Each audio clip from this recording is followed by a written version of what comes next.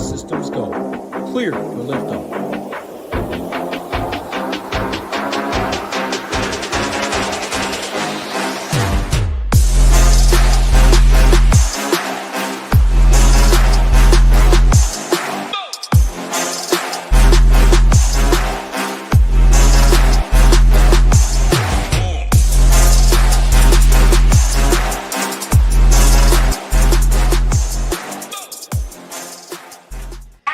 What's going on, everybody? Happy Tuesday with my man Rio, talking some hoops. We got 7 games on tap. Love to see that. I think the last 3 or 4 shows I've done have been 4, maybe 5 games. So 7 games. You do see it's 3 hours in between the first game and the last game. 1 game on an island at 7 Eastern, then you get an hour window. 2 games then at 8 Eastern.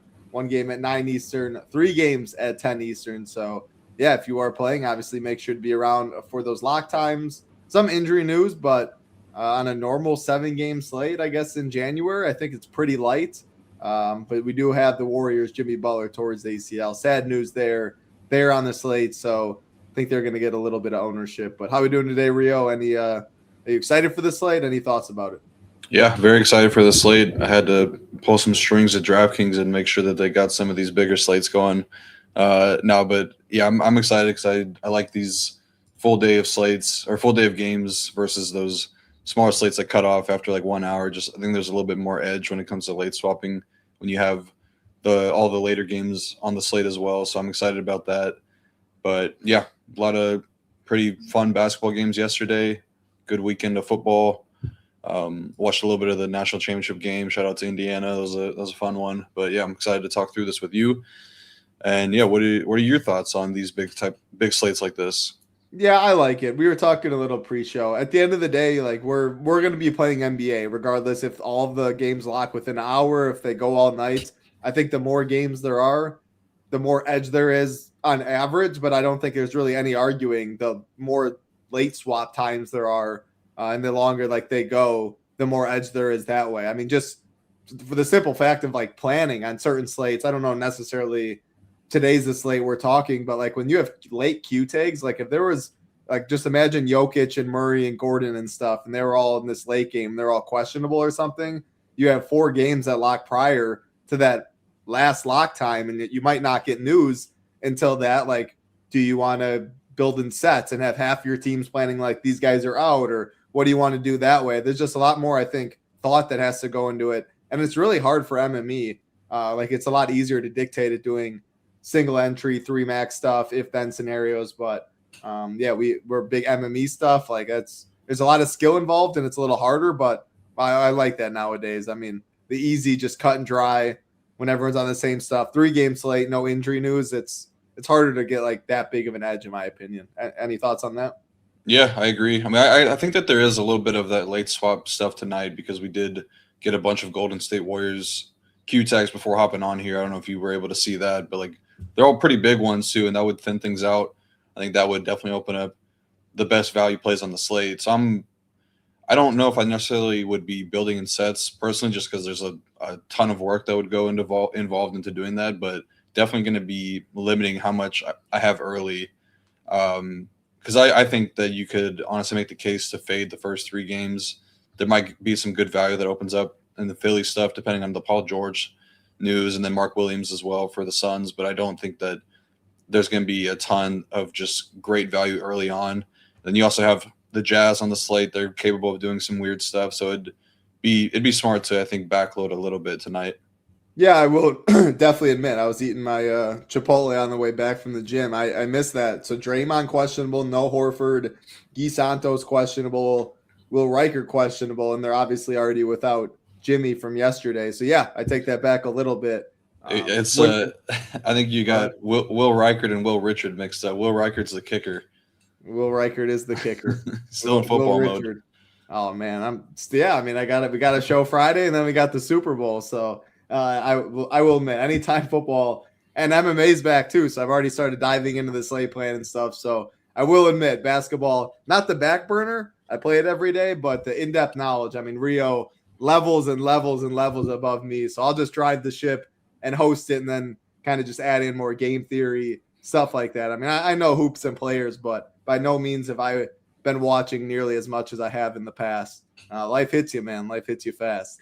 Any other broad slate? Should we go game by game and hit the first one of the night on the island? Yeah, I think we're ready to jump right in. Well, I'm glad I said that because I remembered I didn't say hi to people in chat. So let me do that. Then we'll jump into the first game. Little Neck, Gangrene, wins a lot. The Anxious Dog Mom, I love that. Coach Sav, Swaggy P, Matt, our guy, what's going on? Put me in, Coach. Amazing Asian. Can't wait for MMA is right. Super pumped there. Colin, Coach again, Dog Mom, Avery. Yeah, I hit everybody. Appreciate all 100 of you hanging out right now. Watching on playback, we appreciate it as well. All we ask, like button, subscribe button, helps us out a ton. And if you do want to get to the nation, you can do a daily pass for $9. Get you SaberSim, no Discord, but a better deal for only $10 more. You get the 5 days. You do get Discord. You do get SaberSim. Like Rio mentioned, NFL's still going. NBA, of course, is still going. NHL is a daily sport still going. But PGA, we're back in full force. Really excited. Prizes are massive. Huge week one. Wins a lot in here. Shout out to him for the 20 stacks. And MMA, UFC 324, Patty Gaethje. We are back this weekend. Super pumped for that. So, yeah, I think the 5 days for $19 is a really good deal to give it a try right now. You can play multiple sports. And, shout out Sean Sullivan, esports. We don't charge for it by any means, but we do have that portion in the Discord, tennis as well. Some members, knowledgeable members, drop their thoughts in there and help people out. So, yeah, we'd love to have you at the nation. Can get as low as $9. I think $19 for 5 days is the best deal. First game of the night, again, on an island at 7 Eastern. Phoenix Suns and the Philadelphia 76ers. 1.5 point favorites are the Suns. 222.5 total in this one. Injuries on the Phoenix side. Mark Williams is questionable. For Philly, we got news Embiid is out. PG's questionable. So both of them were questionable yesterday. Embiid played. Paul George didn't. They already came back today and said Embiid's out. PG's still questionable. Just based on what feels normal as PG will play today. It's a back-to-back and that they were going to go opposite. Do you have the same take on that, though? Obviously, we will get the news before lock. And I think Mark Williams news is actually pretty interesting on this slate as well. So, yeah, what do you see in this first game? I don't have the same opinion as a lot of people that I've heard about the Paul George stuff, thinking it was just maintenance, sit yesterday, play today. And I think a lot of the reason is because he had that knee injury. It was basically just knee stiffness a couple weeks ago, maybe a little bit more than a week ago. Minutes have been really managed. I feel like he's actually injured and just, I don't know, people kind of don't see it that same way. So I guess kind of diving into him as a DFS option tonight, I feel pretty confident that I won't be playing a lot of him. I see him getting a good amount of ownership in this game, probably in large part just due to the position usually being fairly weak and his price is okay. But I don't think he's going to be returning and playing 33 minutes right off the bat. I feel like if he's playing, probably manage 28 to 30. But the Suns side, they're not really a team that I love to attack. Just game environment wise, they kind of slow things down. They've been playing really good defense all season long, so there's no really huge areas to attack or big holes in their defense. But you could always make the case for Tyrese Maxey. I think that 9.8K, good price tag for him, not getting a crazy amount of ownership. You do have to, he's got to compete with guys like Harden and Luka Doncic a little bit later tonight, and Steph Curry as well. But, I mean, he's obviously going to see a pretty big uptick in usage and point per minute production. Did play 40 minutes last night. He's not a guy that's going to be managed on back-to-backs, but I think if the game is close, he's probably playing full. But they might try to get him at 38, which is still totally fine for a guy like Tyrese Maxey. Had 8 steals last game, 9 stocks in total, so it was a really, really good game for him last night defensively. But going to be guarded by Dillon Brooks tonight. A little bit of a tougher matchup. But the Suns are really good at pick and roll defenses here, so it's kind of a below average matchup for Maxey. I don't think that I'm going to be going overboard with him as a play tonight, but I do think he's interesting. I kind of have the same sentiment for VJ Edgecombe. I feel like he's a guy that I want to play. The fantasy point per minute production is not great this year when you take off Embiid or even Paul George. He's kind of sub 1, but we've seen him capable of playing 40 plus minutes. And he's been negatively impacted a lot by Embiid getting healthier. Nick Nurse has even talked about it. Just when you have Embiid and Maxey out there, guys like VJ and Oubre and Paul George are going to play third, fourth, fifth fiddle to these guys. So I think with Embiid out, Paul George not healthy, there's a chance that Edgecombe is the number 2 option on offense now. So I think that's pretty interesting. And then if George were to miss, would expect Kelly Oubre back in the starting lineup. He's off the injury report, so that's good. He's getting healthier. And then we do have to talk through the starting center tonight. The last time Embiid missed, it was Drummond, but I think that they just kind of like Bona a little bit more. He played 33 minutes, I believe, the last time Embiid missed off the bench. Drummond only played 20. They do not overlap at all. That game was overtime, so I would definitely set a max 1 of those 2 guys if you're considering them. I think if Bona plays, he would be interesting because he's got the upside from a minute standpoint to play 30-plus regulation minutes, and at 4K would be a pretty useful value right off the bat. So I definitely prefer Bona just in a vacuum over Drummond regardless. But I think that the availability of Mark Williams kind of matters a little bit more. It feels like Drummond is a guy that matches up better from a size perspective to Mark Williams. And if it's Oso Ighodaro out there starting center, that feels more like a bonus spot. Like those are 2 kind of smaller, like from a weight standpoint, centers that are more athletic. I think that they would match up pretty good together. So that's kind of how I'm viewing that. But I still prefer Bona regardless. Sun side. So hold on. Even if Bona doesn't start, you're fine plugging him in first game of the slate. You're totally good. Just playing him and moving on. It's not necessarily that I would love him as a value. It's just I would play him over Drummond if I was going to play one of the centers. Okay. And then, I was also going to say Edgecombe's dunk man was absolutely insane. Yeah. He said he doesn't want to be in the dunk contest, which I feel like you could get a lot of like notoriety and. Is McClung going back at it again? Or does people just not want the smoke? Or studs have never wanted to do it. It seems. Granted, I'm saying studs like the LeBron stuff. If you're a rookie like Edgecombe, you should. But is McClung doing it? Are people scared or what? I don't know. I haven't really seen it yet. They're just kind of like now all the All-Star talk and like 3-point dunk contest festivities are just kind of heating up now. So I don't really know I don't even know if they've said who's going to be in it or not. I think we're still like a month away probably from the All-Star break. So We'll see. But yeah, he should do it. He's crazy athletic, and I think he would do well in there. But it's probably just going to be McClung. Is McClung is he on a team right now? That's what he was with the Pacers. Yeah, I wasn't even sure about that answer. I feel like if he is on some team, then he's going to be on it. But I truly don't know. Let's see if he's on a G League team.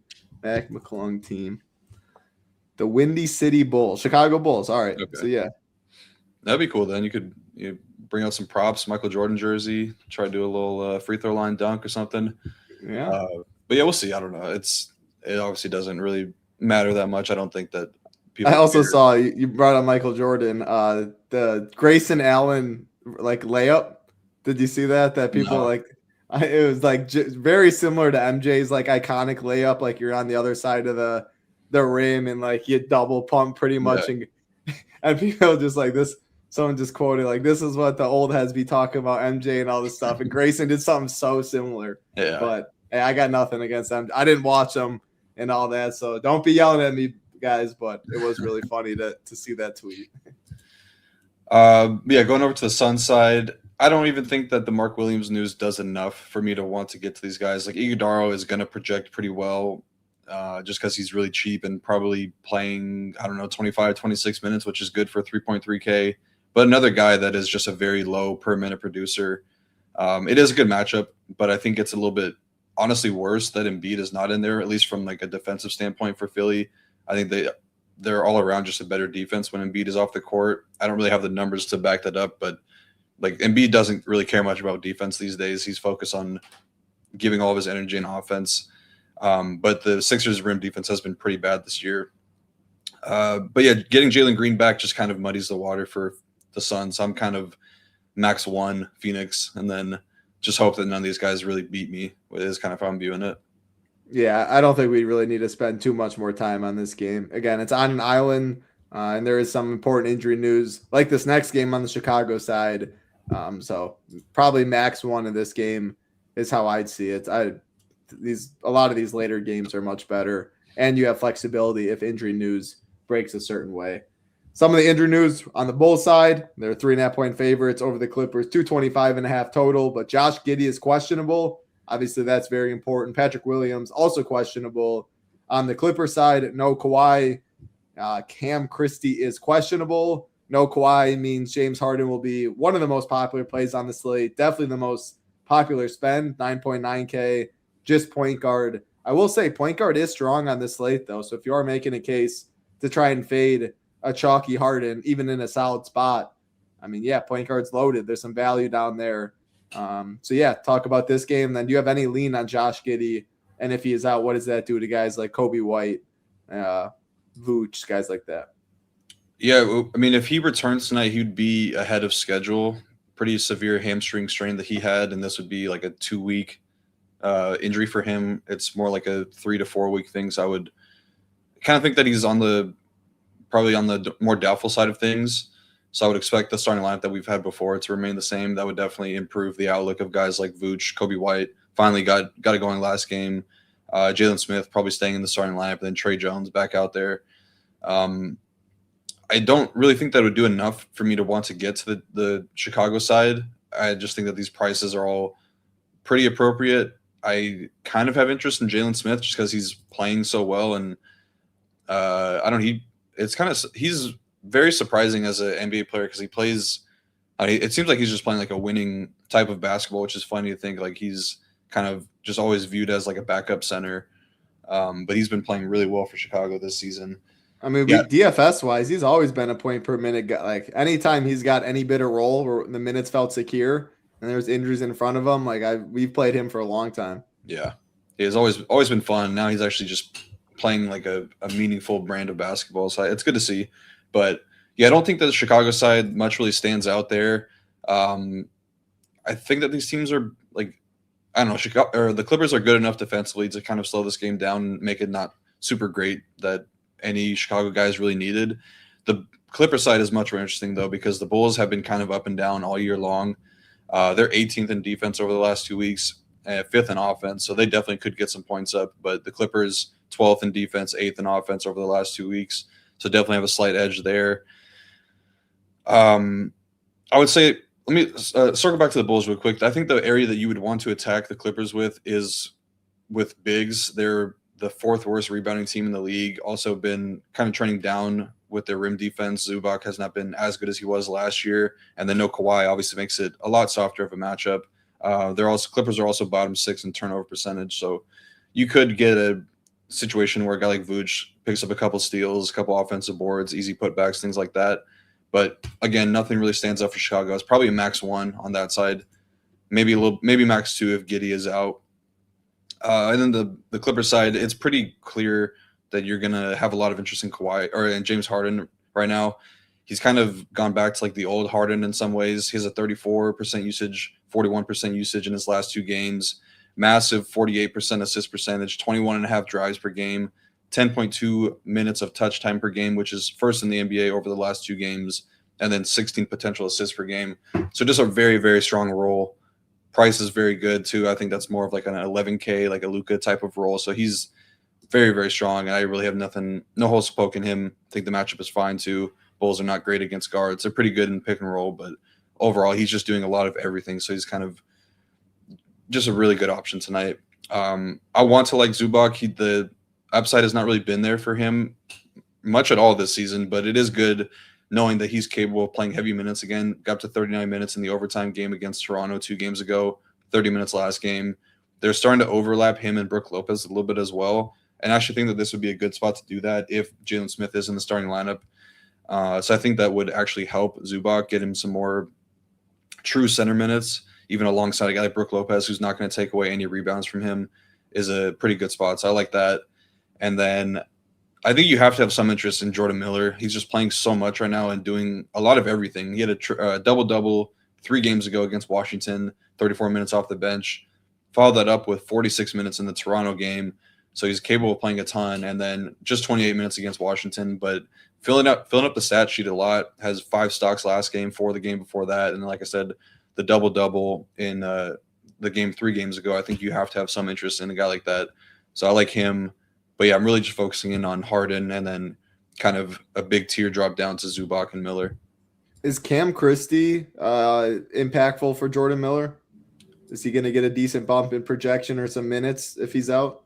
Minutes, probably, yeah. I mean, Christie's been playing a good bit off the bench. Yeah, they got him for 18, Saberson. Like, Yeah, without Kawhi already, gangrene ass. Like, my initial thought was just, no, it doesn't mean anything. But, I mean, you're already talking about Jordan Miller. And that's why no one better in the business than our guy Rio. Like, as someone like me that's such a projection slave in so many different sports, like, I'm not even looking at these, like, 4.36 guys. Like, if they trickle in on SaberSim on my team, sure. But, like, you've nailed a lot of these plays. But you mentioning him, like, assuming that they're healthy, if there's no Christie, that feels like Miller could be a pretty strong play. And I don't expect ownership to, like, pick up because Cam Christie's out. I mean, I assume it's probably 5% or less regardless. So you think it helps a little bit? I think so, but they also might just give those minutes to like a Ty Washington. He got in a few games ago. It might be like a Kobe Brown. How deep are they going to run this squad? They go like 9 deep most nights, but yeah, it was random. Like, I posted a screenshot and they had like 4 guys in their lineup a few games ago that I just never even heard of or just haven't really been playing a lot of NBA minutes this season. So they've been running it pretty deep, but I think that those minutes have to go somewhere. Like 18 is not nothing. There's your boy Niederhauser. Yeah. he did good for you in Little Neck. Yep. I will say about Zubac though, like, you kind of went both ways. You started where you didn't really like it, but then the possibility of overlapping. What I will say is, like, he's going to be owned on both sites. FanDuel especially. Like, center's weak on both sites. Some people just play Aaron Gordon at center and call it a day, but it doesn't look like a spot where people are going to jam 2 centers very often. And I think Zubac fits a lot of mid-tier builds. So I know you went back and forth. Like, it could be fine, but you didn't love it. At ownership, if he is going to be pretty chalky and it stays looking like that, I think I'd prefer going somewhere else at center just based on what you said. But I don't really have much more to add. I think the Chicago side's pretty bad. Like, on the 7-game slate, I wouldn't want much there. If Giddey's in, max 1. If he's out, maybe max 2, but more than likely 0 if Giddey's in, max 1 if he's out. More for more teams than not for me. I'll go back to Zubac again. I actually take back what I said about it being not a great spot for him. I actually do like him a lot now. The Bulls are the second worst pick and roll man team, so really bad against bigs like that. I think that it is a good spot to attack with him. I mean, the Bulls have been just terrible at protecting the paint. They're dead last in rim defense, so it is a good spot. It just feels weird that he hasn't, like, he's just playing differently this year compared to last year.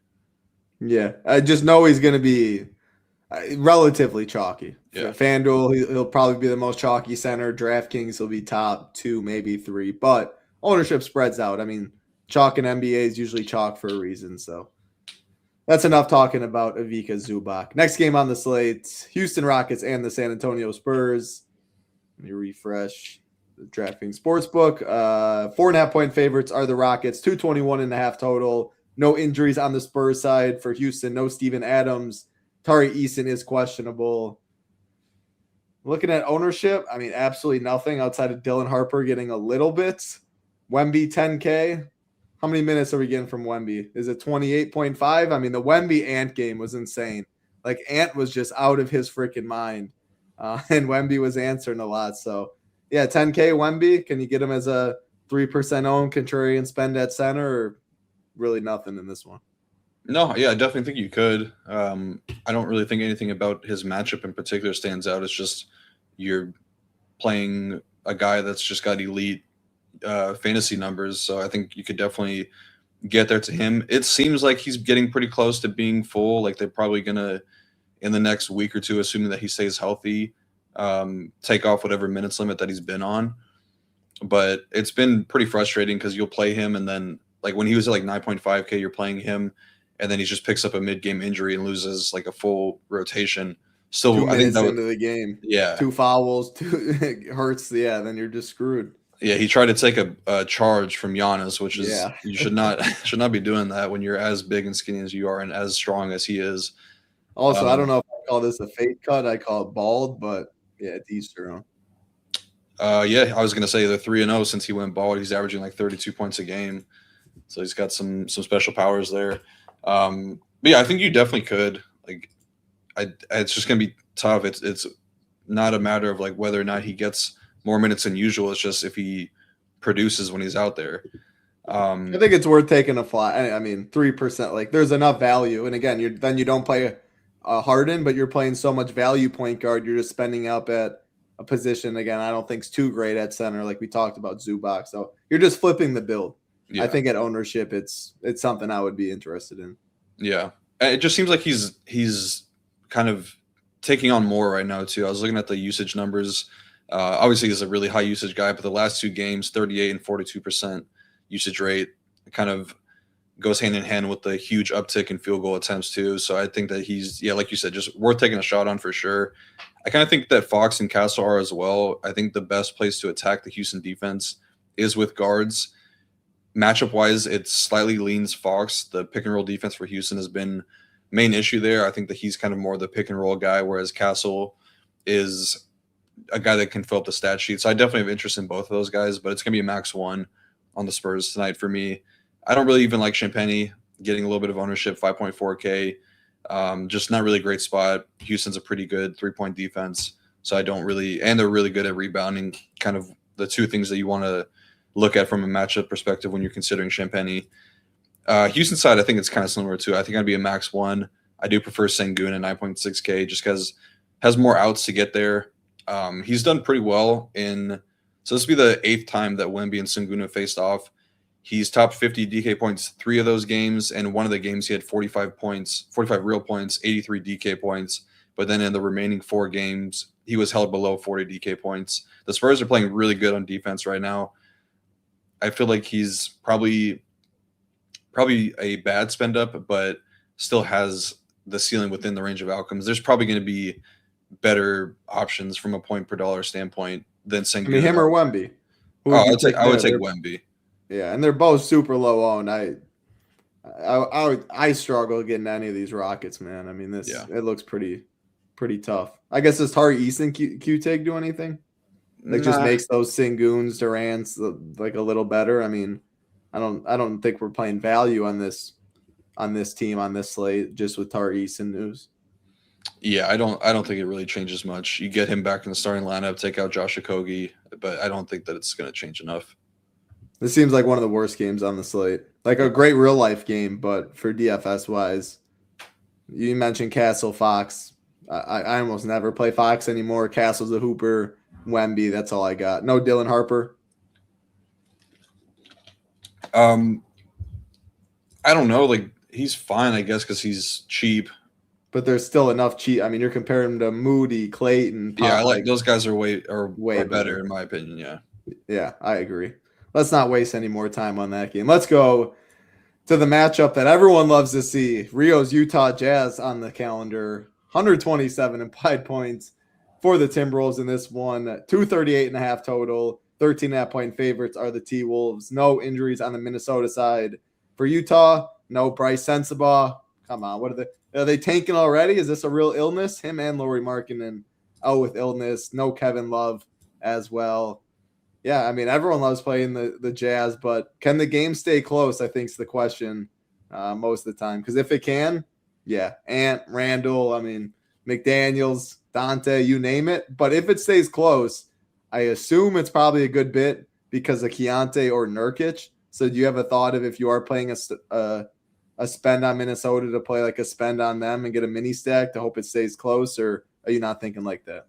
No, yeah, I definitely was thinking that. I think that I wouldn't be forcing like a 1-to-1. Like if you have Ant, you have to have Nurkic or Keontae. But if I had like 2, for sure 3. If I'm playing 3 Minnesota guys, I would definitely want one of the main Utah guys. It would probably be Keontae or Nurk as the 2 guys, because I think that in a close game, you're getting full minutes from those guys, and they're probably doing a majority of the heavy lifting. I would say that it's actually a decent spot for Keontae as well. The Wolves, as good as they've been playing on defense, they are dead last in pick and roll defense this season. Keontae has had a very strong on-ball role all season long, really good pick and roll scorer. So I like him the most on Utah. But I do think Nurkic has a little bit of upside as well. Just been playing really good, had the 2 games off, I think in a close game, probably see him above 30 again, filling up the stat sheets. I think that he's in play for sure. But it kind of cuts off pretty quickly there. I was a little surprised to see Walter Clayton getting so much ownership, but he's been playing a lot, playing well, very cheap. Yeah, I don't know. I'm indifferent there. Like, I mean, just you saying that alone and seeing his ownership right now, like that's enough to maybe be a little underweight. He's going to be one of the more chalky options, I think. Having shooting guard eligibility is nice too. yeah. Yeah, I think people are going to look at like the recent run of minutes for him and say that that's going to continue, but we've seen Will Hardy do some weird things. It could all shift back to Collier's favor. I do think Sensabaugh being out, it has to help some of these guys. I feel like Clayton is a guy that would probably benefit the most from a playing time perspective. It's kind of like the perfect storm for him because he is a guy that's going to play, like he's game script proofed. He's going to play regular rotation minutes and then is very almost a lock to be out there for garbage time if the game does get blown out. So I think that, I don't know, like it's tough to argue against that when you have consider that role, but seeing that much ownership is a little worrisome for Minnesota. And it's kind of on like a tier of his own for me. I just really, really love the matchup every time he's playing against Utah. I think I've played him every single time, like the last 2 seasons that he's played Utah. He crushes that matchup. This year he went for 50 in like 27, 28 minutes. And then the game after that, 55.5 DK points. I think he's averaging over like 5 threes per game against Utah over the last 3 seasons. The Jazz are one of the worst 3-point defenses, one of the worst transition defenses. They have no good enough on-ball defenders to really slow him down. Cody Williams is playing a little bit better, but still, like Ant is just on another planet. So I think I love Ant tonight. I love him as a spend up, 9.2K, good price tag for him. Definitely prefer him to Randall, but Randall is definitely worth looking at too. He went for exactly 53 DK points in both games versus Utah this year. I don't think it's going to be a max 1 situation there, but if you are playing both, then I think that's when you kind of have to get into some mini correlation with some other Utah guys. I do have some interest in Rudy Gobert as well. He's done very well against the Jazz since he's been with Minnesota, averaging just over 37 DK points per game. A team like Utah that can turn over a ton. They're going to be attacking the basket. There's definitely a lot of opportunities for stocks and definitely rebounds for him. So I don't mind him at all. I mean, you definitely should have interest in Naz Reid as well for a lot of the same reasons, but returning from injury, same price as Gobert, essentially. Definitely going to be a max 2 of the bigs, Randall, Rudy, and Naz. I think you could be max 1 of Gobert and Naz too if you want to get a little bit more aggressive. I think that would make some sense. It's a great matchup for Dante, but I don't like paying that much for him. I do have interest in Jaden McDaniels though. The Jazz transition defense is not good. He's very good in the open floor. Very good defensive skill set against a team like the Jazz who are very turnover prone. So I like him a lot tonight as well. But yeah, just it's kind of Ant and then a big tier drop down to like Randall, Rudy, and Jaden for me. It's always sign me up for Jaden, especially in spots like this. Like you said, a team that can be careless and you can get out and run. Jaden excels in those games, so definitely like that. What about our man Matt, Isaiah Collier? That's his boy. Yeah, any thoughts on Collier today? Yeah, I like him always. He can fill up the stat sheet very quickly. It might make a little bit more sense to get Keontae some off-ball stuff. So we'll see. Yeah, I do like him a little bit, but I mean you get a lot of leverage fading Clayton for a guy like Collier. Like it's not for sure the similar price tag. He's 1,700 more, but if Clayton doesn't play a lot of minutes, it's going straight to Isaiah Collier. So there's pretty good leverage to be had there, I would say. I like it. But I think this is a good game though. A game that's not. It's definitely getting some ownership, but like Keontae, Nurkic, I think one of them makes a lot of sense if you hope the game's close. And like you said, Ant, I think McDaniels is strong. At the end of the day, if this game's close, at least one of these T-Wolves is getting there, and probably more. I mean, they're implied. If you just look at SaberSim and the implied points, it's not just what you look at, but 127, the next highest on Miami, Sacramento, that's a good game. But a lot of 113s, 112, 109, like there's going to be points scored for sure on the T-Wolves side. It's just can Utah keep it close enough in the fourth quarter where they get their final run? Otherwise, if they lose out on it, then it's a little more difficult. But hey, even without their final run, maybe 62 from Ant is enough there because, yeah, he's been on fire. Let me refresh this quick. Got to update. All right, we'll keep it rolling to the next game on the slate. Los Angeles Lakers and the Denver Nuggets, 2.5-point favorites are the Lakers, 227.5 total on this one, and no injuries to note on both sides. So definitely a solid real life game. I think it's pretty easy for DFS though. I think it's Jamal, Luka, or Aaron Gordon. I'm not seeing much value here. Usually what you get when you get two healthy teams, but yeah, give me the spends. I think they're pretty strong. Otherwise, I don't got anything. How do you see it? Yeah, I like this game a ton for DFS, and I think I have a little bit more interest in some of the other guys in this game as well, mainly LeBron and Ayton. But yeah, I think it feels like Denver and Lakers always provide some very strong games. I can't remember the last time I've watched a Denver and Laker game, but it feels like two teams that match up very well.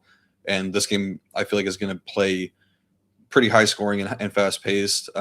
These two teams are struggling on defense, which is good as well for the game environment. 21st and 22nd defense over the last 2 weeks. And then offensively, both are playing pretty well, 16th and 12th over the last 2 weeks. Nuggets are bottom 2 in rim defense over that span. And the Lakers have been a pretty big 3-point funnel all season long. They also teams aren't putting up a ton of points against them at the rim, but their effective field goal percentage defensively is the third worst. So they're a bad rim defense when teams do get to the basket. So yeah, pretty good matchup all around here.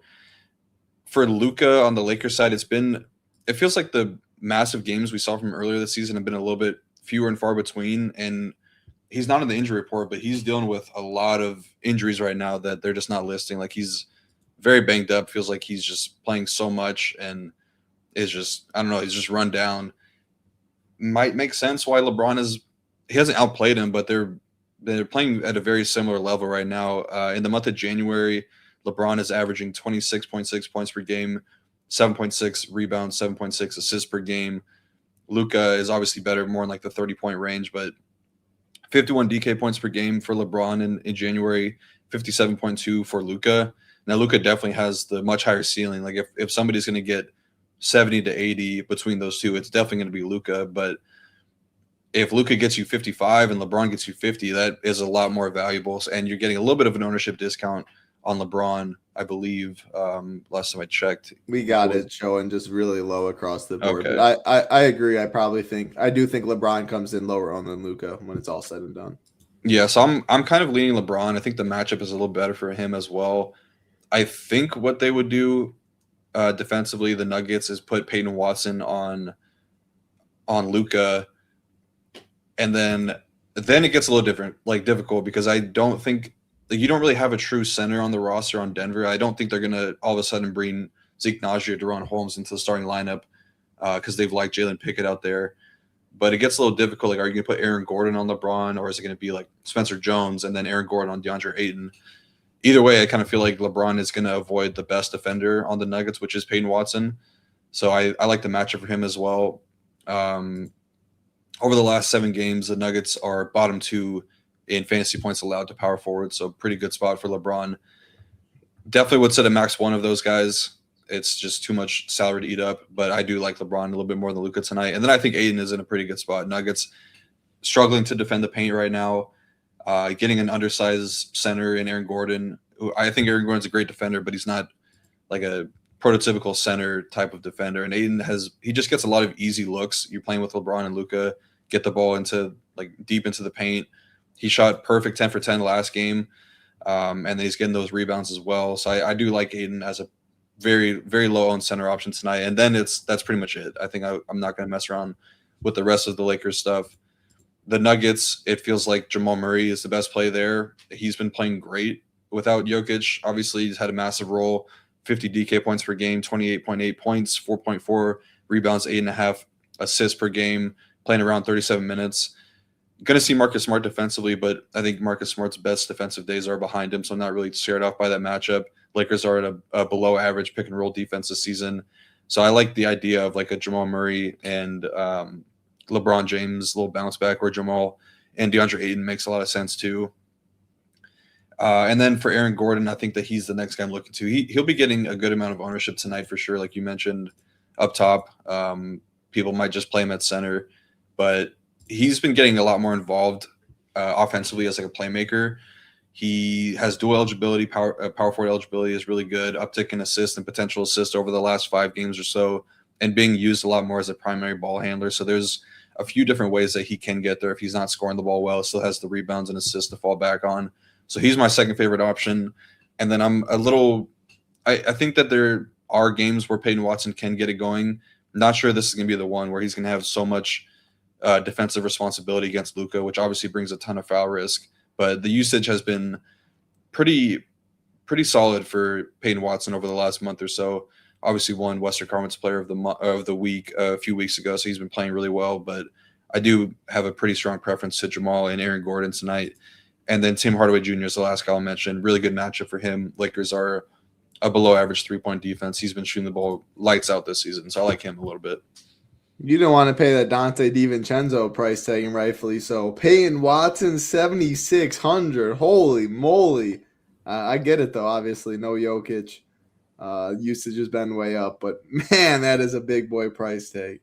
You're the expert. You like this game definitely a lot more than me. So you broke it down great. You made a lot of great cases. For someone that almost never looks at LeBron nowadays, you made a lot of good cases for him in this game. But, yeah, I think Jamal – Aaron Gordon, 2 very strong plays for sure. I do think this next game is better in DFS, and the game after that, though. That game was at 10 p.m. Eastern, the next 2 at 10 p.m. Eastern as well. But big boy total in this one. Miami Heat's 3.5-point favorites over the Sacramento Kings, 237.5 total in this one.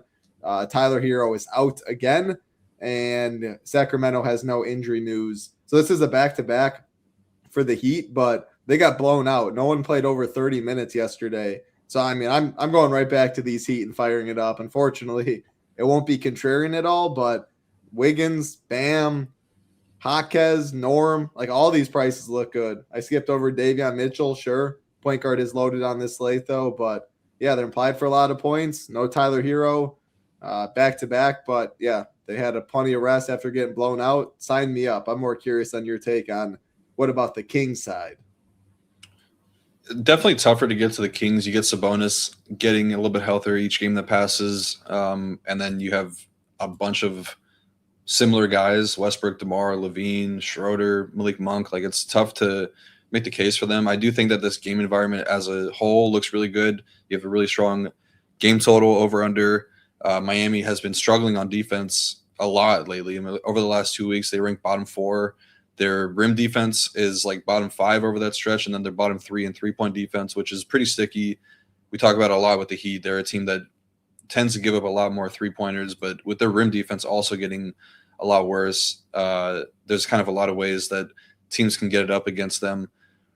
I think if you're considering Sacramento guys, I want to go to the guards, and I think Westbrook is an option. But like you said, point guard very strong tonight.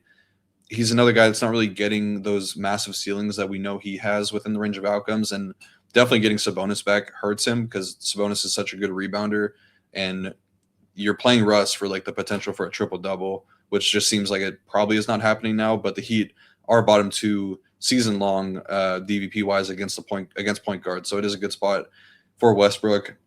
If I knew that Malik Monk had a role with this team, I would have interest in him as a value play with no ownership.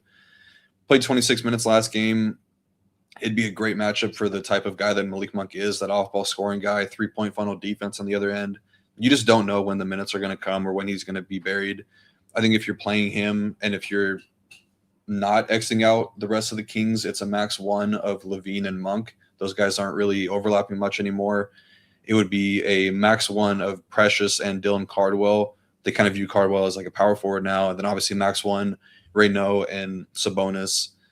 You could probably just be a max 1 of the entire team, honestly, or max 2 if you think that the game does have a better chance of shooting out and you get really low ownership on these Sacramento guys.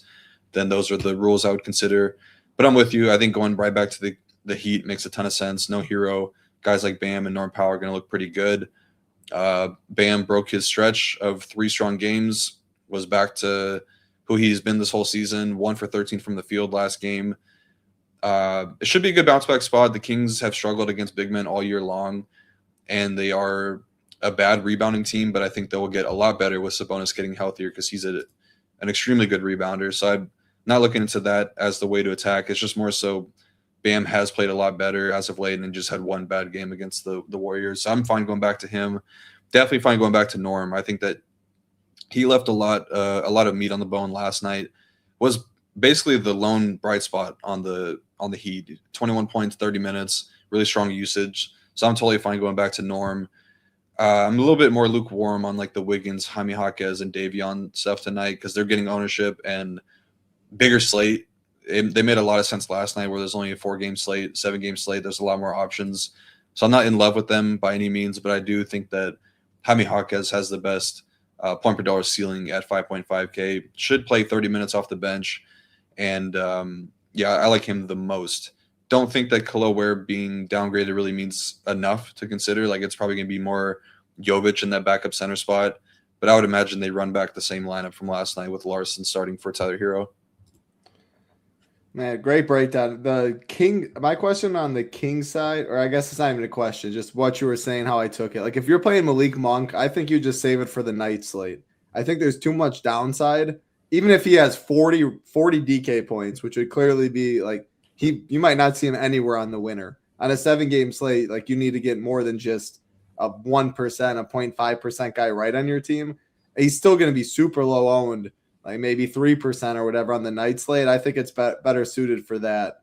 Because, man, you could get everything right on your team and you get the 12 minutes from Monk or whatever it is instead of the 26. And, I mean, you're just kicking yourself at the end of the day. So that's what I had there. I do think Westbrook's interesting if you do want to play multiple Heat, but like that point guard position is super, super strong. So I don't really have much more to add. King side looks tough. A lot of these guys, though, on the Heat. Would you be fine playing 3 Heat on your team? Yeah, I think and that. No King? Yeah, I'd be cool with that. I think that there's enough upside for all 3 of them to get there. I agree. They definitely project well enough, so I like it. All right, before we go to the last game, want to touch on a couple things. 335 people watching live. Really appreciate that. All we ask is the thumbs up button. Helps us out a ton. And again, we have a daily pass. You can get in as low as $9. Gets you Saber Sim. I think just spending $10 more, you get 5 days, though, $19. Roddy asks, does that include Sunday? So Tuesday night right now, let's see. Tuesday night, Wednesday night. Wednesday night would be 24 hours. Thursday, Friday, Saturday. It's either Saturday night or Sunday night. I don't know exactly which one it'd be. You get the 5 days right from tonight. So I believe all of our content will be up by Saturday anyway. So you can get everything there and take pictures if you wanted. But it'll take you, I believe, till Saturday night, if I'm not mistaken. You get golf, you get MMA, our NFL content would be up. Definitely a great NHL's going on, NBA.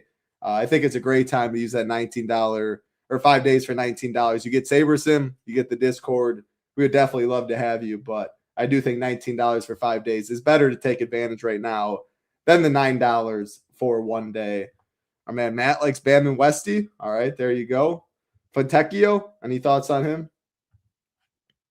No, not really. Just kind of feels like the Malik Monk type of play where you still got to get everything else right. But he has been playing better. Yeah, night slate guy for sure. Played 27 minutes last night. He honestly wasn't even that good. Like, his plus minus was bad. I don't know if they really want to just give him a ton after one. Yeah, he was minus 20. Yeah. Did he get more run because of the blowout too, I take it? I don't know if he was out there for the blowout. I know he played regular rotation stints, but he might have closed. He did not close. 27. No. I mean, if you're guaranteeing he's getting that, if he was going to get that extra stint and get 33, 34, I guess that definitely could do worse, but probably a night slate. What's up, Torin? What's up, kid? Great to see you. And yeah, thank you, Anxious Mom. Oh, right there. All we ask, like button. That ratio, a little hurtful right now, but we got 1 game left to hopefully fix it out. And Rio will be talking for a little while because if you look at just ownership in this last game, looks like the most cumulative ownership on the slate, Golden State Warriors and the Toronto Raptors. We are looking at refresh 224.5 total. 3.5 point favorites are the Warriors. On the Warriors side, though, they lost Jimmy Butler yesterday to a torn ACL. Brutal. Also got news shortly before the show. Horford's out tonight resting. Then Draymond, Will Richard, and Guy Santos are all questionable. Draymond missed yesterday's game as well. So 3 big Q tags. And again, remember how the slate's locked. 3 games at 10 Eastern, but we very well might not have this news for the first 4 games. It's pretty smart, I think, backloading. Heat stuff looks good. Real like this Denver Lakers game. This game's obviously good. So I think you should have a decent amount of roster spots in majority of your teams. On the Toronto side, no Colin Murray Boyles. That is the only injury news there. But yeah, take it away however you want. Golden State stuff without Jimmy in these Q tags, if then scenarios, it's going to be hard to talk about it right now. But projections, ownership, cores, like everything's updated throughout the night. So you are definitely going to want to be around your computer for this lock to see starting lineups, who in, who's out, and adjust if you have a lot of spots. But take it away. I'll start with Toronto first. I feel like that one's a little bit more straightforward, but I also think that there are a few ways that could surprise people. People probably are expecting Sandro to start, and I think that is for sure one of the more likely outcomes, but I wouldn't be surprised if they kept Shed out there for the Steph Curry assignment, have him chasing around more of like the defensive stopper, and then they go with O'Shea in the starting lineup as well instead of Sandro, and then Sandro is coming off the bench. Then you get Scotty Barnes playing center, which would make him a lot more interesting. Definitely don't have a ton of interest in him right now at 9.4K starting alongside Sandro, but if he is starting at the 5, I think that's interesting, and it honestly makes a little bit of sense. The Warriors have a lot of guys that they're very capable of going small if Draymond were to be in, so I wouldn't be surprised if they did do that. But just keep an eye on that because I do think Sandro is going to get a lot of ownership, and rightfully so. I do like him a ton because I think that he's going to have a role regardless, but I wouldn't be surprised if he was coming off of the bench. The Warriors side, yeah, it's a lot to talk about. I feel like right now the best options, regardless of what happens to these Q tags, are Curry and Pods. I think Curry is really good. He was pacing for like 34-ish minutes last night, only played 28 because he ran into foul trouble early in the fourth quarter, and then the game just was a blowout. He didn't see the court for the rest of the quarter. So I'd imagine he's full tonight.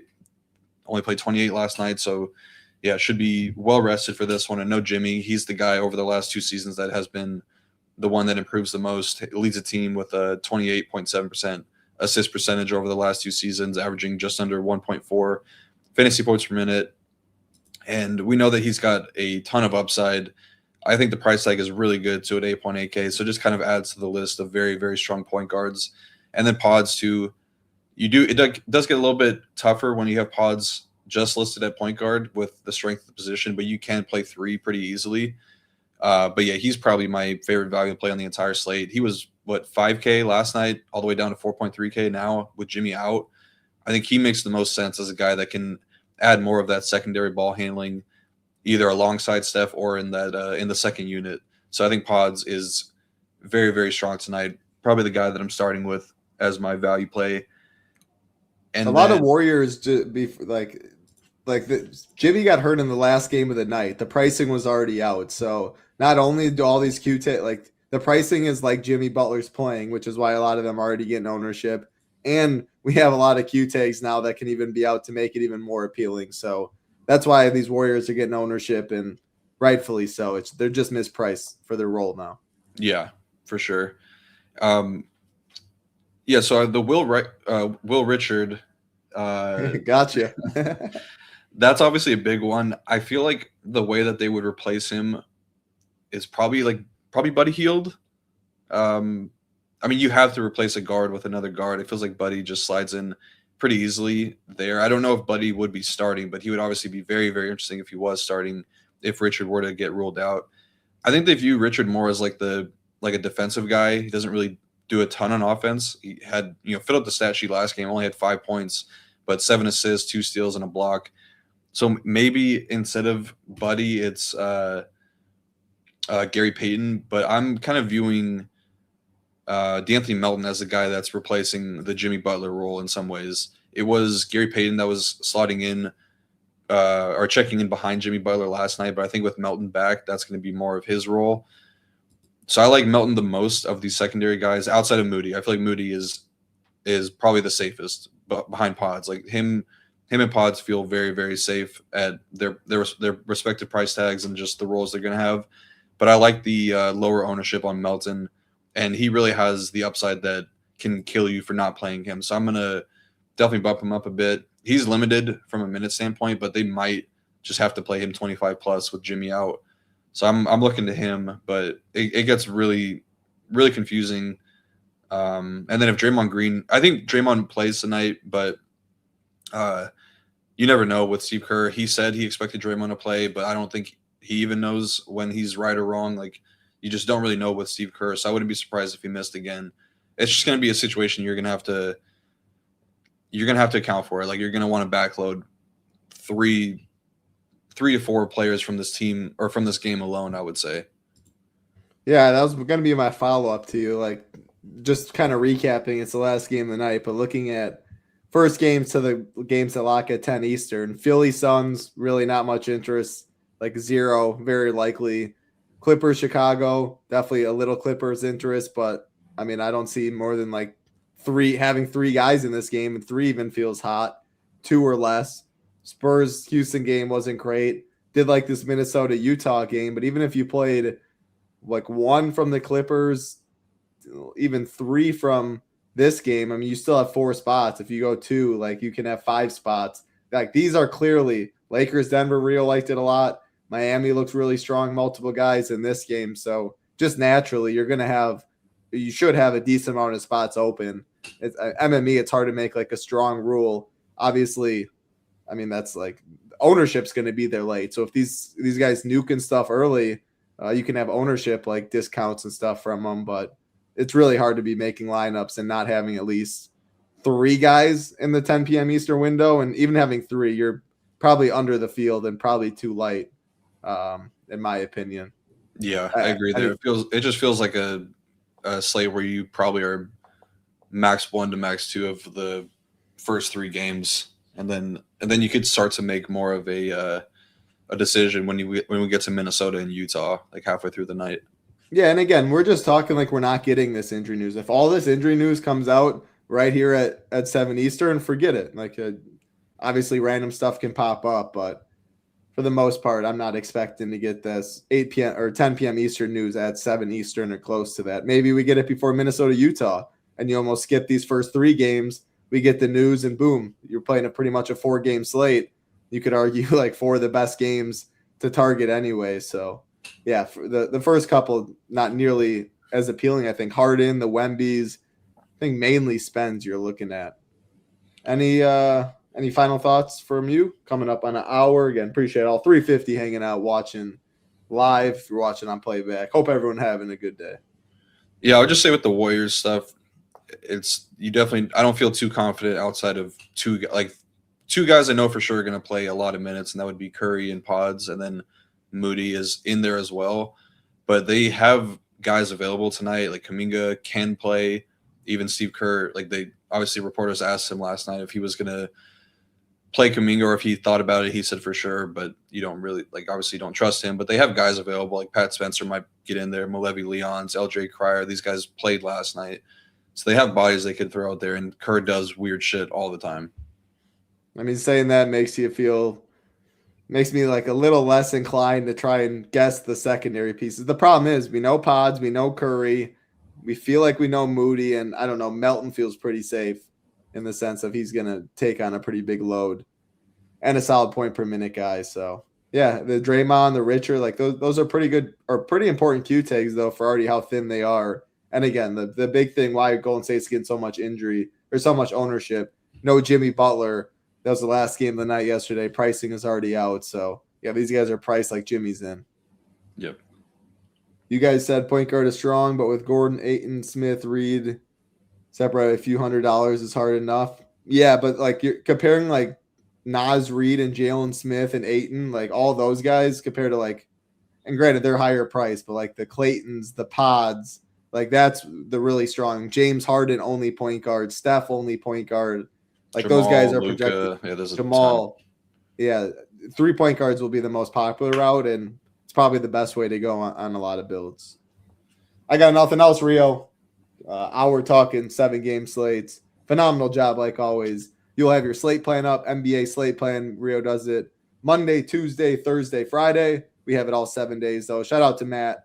Shout out to Ham on the NBA team. You can find their cores at the Core Report. I'm on the Cash. the Stone, the best in the business. And shout out Little Neck Showdown Slate Plan Monday through Friday. Does a phenomenal job there. Everyone in the Discord you can tag as well. We'd love to have you. Again, as low as $9 for the day if you want to join. Just $10 extra gets you 4 more days. MMA this weekend. PGA, NBA, NHL, NFL. Hey, I'm ready to make some money this week. What a great sports time of the year. Any final thoughts before we get on out of here? You forgot to mention about my Patriots being in the AFC Championship game. Come on now.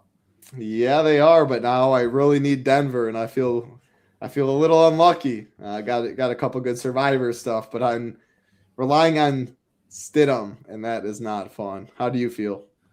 I mean, you got to feel good going into it, knowing that you're playing a backup. Definitely was a lot of things. We had really good variance this year. I'll say that. Yeah, I mean, that's part of the game. You got to play who's in front of you, and you got to win those games. You hold up the Super Bowl trophy when it's all said and done.